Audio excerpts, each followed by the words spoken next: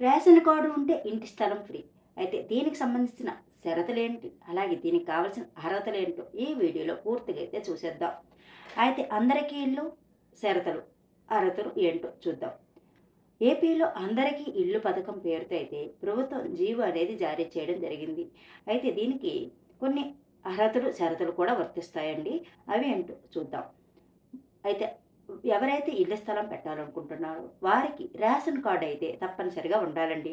అలాగే ఏపీలో ఇల్లు లేదా ఇంటి స్థలం ఎక్కడా కూడా వాళ్ళ పేరుతో అయితే ఉండకూడదు. అలా ఉంటే వాళ్ళు ఎలిజిబుల్ అయితే కాదు. అలాగే గతంలో మీరు ఎప్పుడైనా ఇల్లుకి పట్టా పొంది ఉండకూడదు. పట్టా పొందితే వాళ్ళు కూడా అర్హులు కాదు. అలాగే భూమి మాగాని 2.5 ఎకరాల్లో, మెట్టు 5 ఎకరాల్లో మాత్రమే ఉండి ఉండాలి. అలా కాకుండా ఎక్కువ భూమి ఏమైనా దాటి పరిమితి దాటి ఏమైనా ఉంటే వాళ్ళకైతే ఇంటి స్థలం అనేది ఇవ్వడం కుదరదు. అలాగే గతంలో స్థలం ఒకవేళ పొంది ఉంటే అదే ప్రభుత్వ రాయితీ ప్రకారం ఇంటి స్థలం ఏమైనా పొంది ఉన్నట్లయితే అది ఒకవేళ రద్దు చేసుకున్నట్లయితే కొత్త ఇల్లు స్థలం అనేది ఇవ్వడం జరుగుతుంది. అలా రద్దు కాకుండా ఉంటే మాత్రం వాళ్ళు కూడా ఎలిజిబుల్ అనేది కాదు. అలాగే అయితే దీనికోసం త్వరలోనే దరఖాస్తుల స్వీకరణ అనేది జరగడం చేస్తారు. అలాగే దీనికి వీఆర్ఓ, ఆర్ఐలు ఎంక్వైరీ అనేది ఉంటుంది. అలాగే గ్రామ వార్డు సభల్లో అభ్యంతరాల స్వీకరణ అనేది తీసుకుంటారు. చివరిగా కలెక్టర్లు, ఎంఆర్ఓలు, కమిషనర్లు ఈ జాబితాని ఫైనల్ చేయడం అయితే జరుగుతుంది. అయితే ఈ ఫైనల్ చేసిన జాబితా అనేది గ్రామ వార్డు సచివాలయాల్లో పెట్టడం జరుగుతుంది. ఓన్లీ ఎలిజిబుల్ వాళ్ళవే లిస్ట్ మాత్రం అక్కడ ఉంటుంది. ఎవరైతే ఎలిజిబుల్ అయి ఉంటారో వాళ్ళకి ఇల్లు స్థలాలు అనేవి ఇవ్వడం జరుగుతుంది.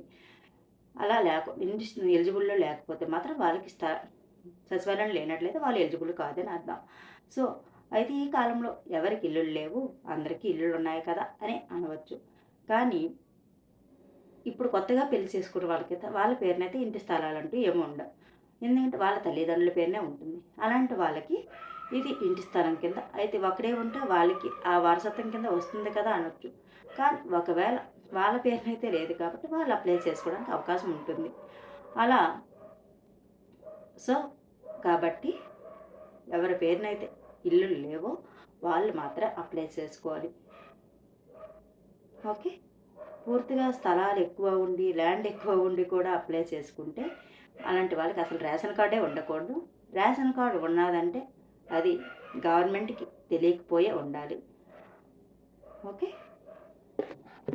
అలాగే మన వీడియోస్ కానీ మొదటిసారిగా చూస్తున్నట్లయితే ప్లీజ్ మన ఛానల్‌ను సబ్స్క్రైబ్ చేసుకోవడం మర్చిపోకండి. అలాగే లైక్ చేయండి, షేర్ చేయండి. మీ